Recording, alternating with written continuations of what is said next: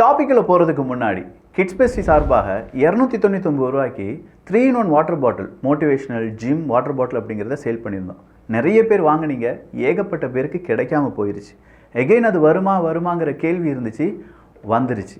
இந்த 3-in-1 water பாட்டில் 3 water bottle இருக்குங்க. ஒரு 2 லிட்டர், ஒரு 900 ml, ஒரு 400 ml இதுக்குள்ளே இருக்குது. இதே மாதிரி வெரைட்டி ஆஃப் வாட்டர் பாட்டில் அப்படிங்கிறது வந்திருக்கு. உங்களுக்கு வேணும்னா லிமிட்டட் ஸ்டாக் மறுபடியும் கிட்ஸ் பெஸ்டியில் அதே விலையை நான் இன்க்ரீஸ் பண்ணலை, 299 அப்படிங்கிற விலைக்கு விற்பனைக்கு வந்திருக்கு. சீக்கிரமாக ஆர்டரை ப்ளேஸ் பண்ணிடுங்க. மறுபடியும் கிடைக்கல அப்படின்னா இது சூப்பரான டிசைனில் வந்திருக்கு. ஸோ இந்த ஆஃபரை மிஸ் பண்ணிடாதீங்க. ஒரு 2-3 தினங்கள் இந்த ஆஃபர் அப்படியே தான் கண்டினியூ ஆகும். ஏன்னா இந்த குவாலிட்டியுடன் இந்த டிசைனில் இந்த வாட்டர் பாட்டிலை 299க்கு வேறு எங்கேயுமே கொடுக்க முடியாது. வேணுங்கிறவங்களுக்கான லிங்க் கீழே டெஸ்கிரிப்ஷனில் இருக்குது. ஒவ்வொரு நேரத்துலையும் இந்த ரஷ்யா உக்ரைன் போரை நம்ம படிக்கும்போதும் அதை சுற்றி இருக்கக்கூடிய செய்திகளை கேட்கும்போதும் ஒரு போர் ஒரு உலக அரசியலை எப்படி மாற்றுகிறது, சில நாடுகளுடைய அரசியலை எப்படி தலைகீழாக மாற்றுது, ஒரு வல்லரசு நாடை எப்படி திணற வைக்குது. அது எய்தர் ரஷ்யா இல்லாட்டி அமெரிக்காவாக இருக்கட்டும். 2 பேருமே இப்போ ஜெயிக்கலை. அமெரிக்கா ஜெயிச்சிட்டாங்களா? இல்லை. ரஷ்யா ஜெயிச்சிட்டாங்களா? இல்லை. ஒரு குட்டி நாடான உக்ரைனுக்கு இவ்வளோ சப்போர்ட் கிடைக்கும்போது அவங்க எப்படி இதை ஹேண்டில் பண்ணி போகிறாங்க இப்படிங்கிற பல விஷயத்தை நம்மளால் படிக்க முடியுது. சொல்லப்போனால் வருங்கால யுத்தத்தினுடைய ஒரு ட்ரெய்லர் தான் நம்ம இப்போ பார்த்துட்ருக்கிறது. அது ஏர் டிஃபென்ஸ் சிஸ்டமாக இருக்கட்டும், இல்லாட்டி ட்ரோன் வாராக இருக்கட்டும், புது ஆயுதங்களாக இருக்கட்டும். உக்ரைன் கூட அவங்களுடைய தேவைக்காக அவங்கக்கிட்ட இருக்கக்கூடிய அசட்ஸை வச்சு அவங்க புது ஆயுதங்கள் எல்லாமே உருவாக்கிட்டு இருக்காங்க. இப்படி பல விஷயங்களை பார்க்கக்கூடிய ரஷ்யா உக்ரைன் போரில் அடுத்ததாக ஒரு திருப்பம். டொனால்டு ட்ரம்ப் அவர்கள் வந்த உடனேயே உக்ரைன் அதிபர் ஜெலன்ஸ்கி அவர்களுடன் பேச்சுவார்த்தை நடத்துவதற்கான வாய்ப்புகள் இருக்குது அப்படிங்கிறத இன்றைக்கும் மீடியாக்கள் எல்லாருமே பேசுகிறாங்க. ரஷ்யா உக்ரைன் இந்த போரில் ரஷ்யாவுக்கு எதிராக உக்ரைனால் கொண்டு வரப்பட்ட அவங்களுடைய கேஸ் எங்களால் டிரான்ஸ்ஃபர் பண்ண முடியாது அப்படின்னு சொன்ன அந்த உத்தரவு தினசரி பல மில்லியன் அமெரிக்க டாலர் இழப்பை ஏற்படுத்தி வருகிறது. இதன் காரணமாக ரஷ்யாவுக்கு இழப்பு தான். பட் ரஷ்யாவுக்கான கெயின் என்ன? பல கேள்விகளுடைய விடையாகத்தான் இந்த ஒரு பதிவு இருக்க போகுது. எல்லாத்தையும் பார்த்துடலாமா?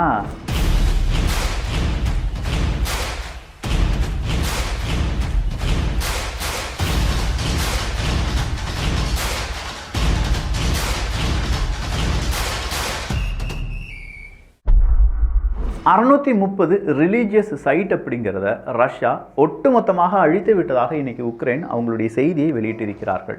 கிட்டத்தட்ட 67 கிளர்ஜி மெம்பர்ஸ் அப்படிங்கிறவங்க கொல்லப்பட்டிருக்காங்க. 600க்கும் அதிகமான சைட்ஸ் அப்படிங்கிறது கம்ப்ளீட்டாக டெஸ்ட்ராய் செய்யப்பட்டிருக்கிறது.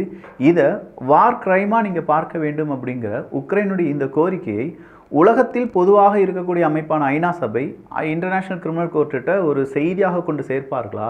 இதற்கான தண்டனை ரஷ்யாவுக்கு கொடுக்கப்படுமா அப்படிங்கிற பெரும் கேள்வியுடன் இந்த செய்தி இன்னைக்கு பரபரப்பாக பேசப்படுது. இந்த மாதிரியான பல செய்திகளை இன்டர்நேஷ்னல் கிரிமினல் கோர்ட்டில் ஆதாரங்களாக மாற்றி ரஷ்யாவுக்கு எதிராக அவங்க வார் கிரைம் தான் செஞ்சுருக்காங்க அப்படிங்கிறத ஒரு முறையில் பல நாடுகளும் ப்ரூவ் பண்ண ட்ரை பண்ணாங்க.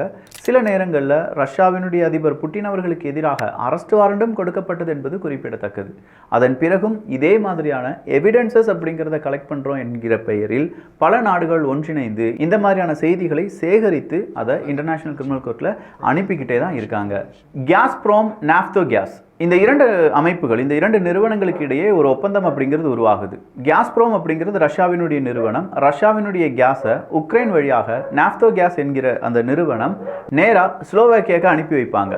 இதன் காரணமாக ரஷ்யாவுக்கு நல்ல லாபம் கிடைச்சிட்டு இருந்துச்சு.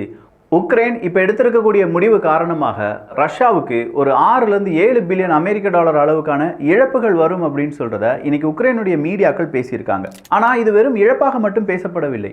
இப்போ ரஷ்யா உக்ரைனுடைய எனர்ஜி செக்டார் மேலே தாக்குதல் நடத்துறதுக்கு அதிநவீன ஆயுதங்களை பயன்படுத்துகிறாங்க. ஒரு ஆயுதத்தினுடைய விலை, ஒரு ஏவுகணையினுடைய விலை 1 பில்லியன்லேருந்து 2 பில்லியன் வரை இருந்துச்சு என்றால் கிட்டத்தட்ட 6 ஏவுகணைகளை தாக்கி அழிக்கக்கூடிய அந்த பணத்தை ரஷ்யா இங்கேருந்து எடுத்துடுறாங்க.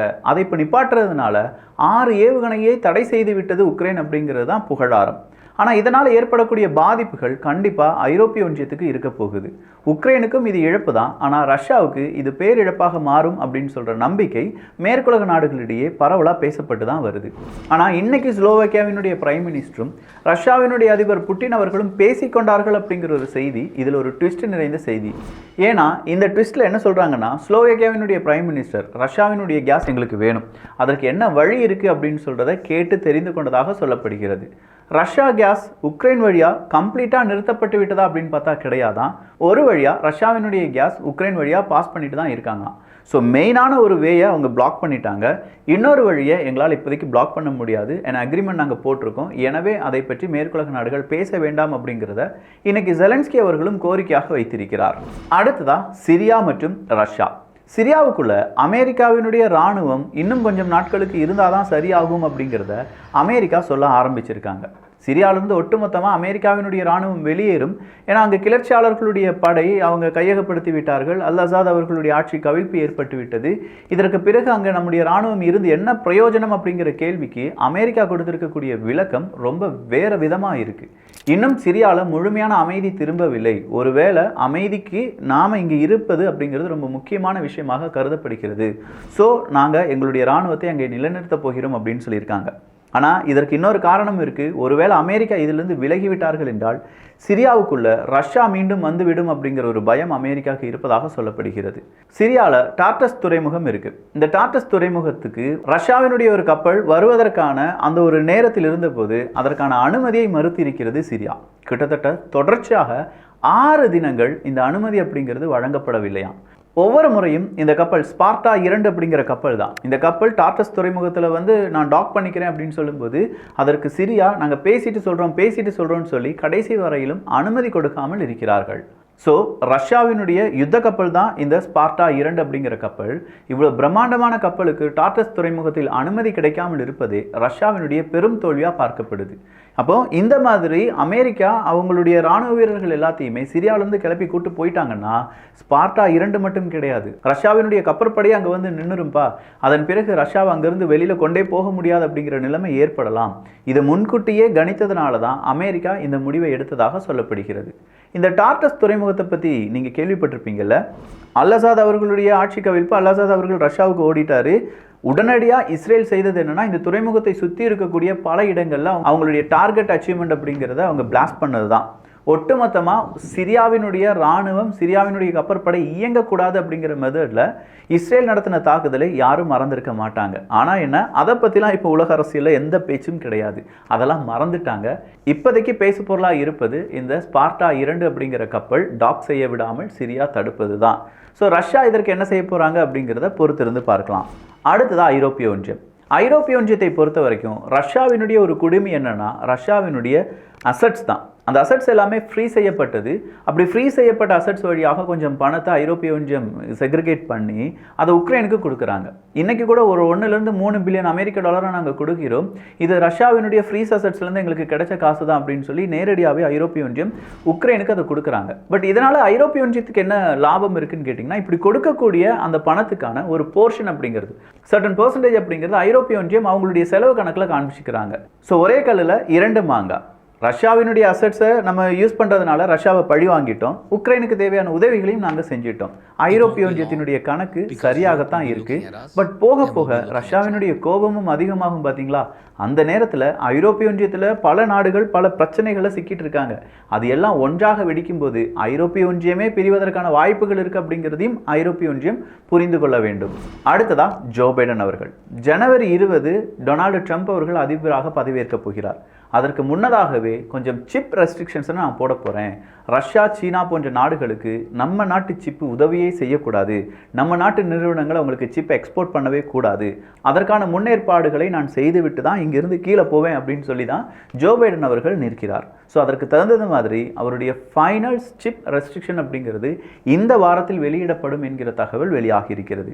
அப்படி மட்டும் வெளியிடப்பட்டது என்றால் கண்டிப்பாக சீனா மற்றும் ரஷ்யாவுக்கு சிப்பை யாரெல்லாம் இப்போ எக்ஸ்போர்ட் பண்ணிட்டு இருக்காங்களோ அது எல்லாமே நிறுத்தப்படும். ஆல்ரெடி சீனாவும் இதே ஒரு காரணத்தை சொல்லி அமெரிக்க நிறுவனங்கள், பல நிறுவனங்களுக்கு அவங்க பொருளாதார தடையை விதித்திருந்தார்கள். So again and again chip அப்படிங்கிறத வச்சு இங்கே ஒரு உலக அரசியல் பெரிய அளவில் விளையாடப்படுகிறது என்பதும் குறிப்பிடத்தக்கது. எப்படி 2வது உலகப்போர் வரை ஆயில், கச்சா எண்ணெய் அப்படிங்கிறது ஒரு பெரிய ரோலை ப்ளே பண்ணியதோ, அதே மாதிரி இப்போ நவகாலத்தில் இந்த சிப்செட் இல்லாட்டி நம்முடைய ஐசி அப்படிலாம் சொல்கிறோம் பார்த்தீங்களா, அதுதான் பெரிய ஒரு இம்பேக்டை ஏற்படுத்திட்டு இருக்கு என்பதும் குறிப்பிடத்தக்கது. இன்னைக்கு ஒரே நாளில் மட்டும் உக்ரைனுடைய ஏர் டிஃபென்ஸ் சிஸ்டம் 33க்கும் அதிகமான ரஷ்யாவினுடைய ட்ரோன்ஸை சுட்டு வீழ்த்தி விட்டோம் என்கிற தகவலை வெளியில் விட்டுருக்காங்க. ஆனால் ரஷ்யா நாங்கள் 50க்கும் அதிகமான உக்ரைனுடைய குட்டி ட்ரோன்லேருந்து பெரிய ட்ரோன் வரை வீழ்த்தி விட்டோம் என்கிற தகவலை வெளியில் விட்டுருக்காங்க.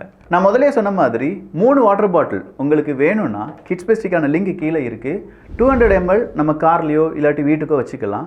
900 ml வீட்டு குழந்தைகளுக்கு பயன்படுத்தலாம், இல்லை நாம ஆஃபீஸுக்கோ இல்லாட்டி வேறு எங்கேயாவது போகும்போதோ பயன்படுத்திக்கலாம். 400 ml ஜூஸ் அந்த மாதிரியான விஷயங்களுக்கு நம்ம யூஸ் பண்ணிக்கலாம். இப்படி 3-in-1 வாட்டர் பாட்டில் அப்படிங்கிறது 299 ரூபாய்க்கு. இந்த ஆஃபரை மறுபடி கொடுக்க முடியுமான்னு தெரியல, பட் இந்த விலைக்கு ஒர்த்தான ப்ராடக்ட். ஒவ்வொரு வீட்லையும் இந்த ப்ராடக்ட்டை யூஸ் பண்ணலாம். ஸோ வேணுங்கிறவங்களுக்கான லிங்க், கிட்ஸ் பெஸ்டிக்கான லிங்க் கீழே டிஸ்கிரிப்ஷனில் இருக்குது. ஸோ இப்படி மாறி மாறி அவங்களுடைய செய்திகள் வந்த வண்ணம் இருக்குது. இந்த மாதிரியான செய்திகளை இன்னும் தெரிந்து கொள்ள வேண்டும் என்றால் நீங்கள் வியூகம், தமிழ் வியூகம் அப்படிங்கிற நம்ம சேனலை சப்ஸ்கிரைப் பண்ணிக்கோங்க. நல்லதை பகிர்ந்து நல்ல சமுதாயத்தை உருவாக்குவோம். நன்றி, வணக்கம்.